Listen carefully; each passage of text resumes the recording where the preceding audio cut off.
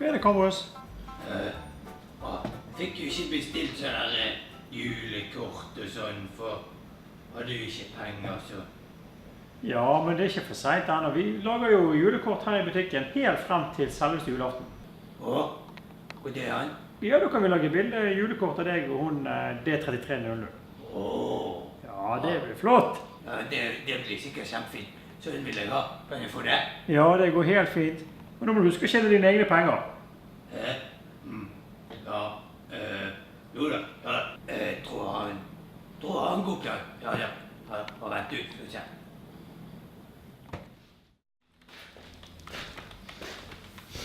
Hei, hei på deg. Ja, jeg skal være med på den sexy fotoshoot. Hæ?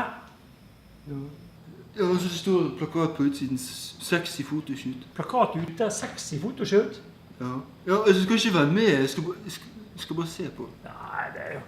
Kamrus! Gud, fader meg. Kamrus! Jeg har ikke gjort noe.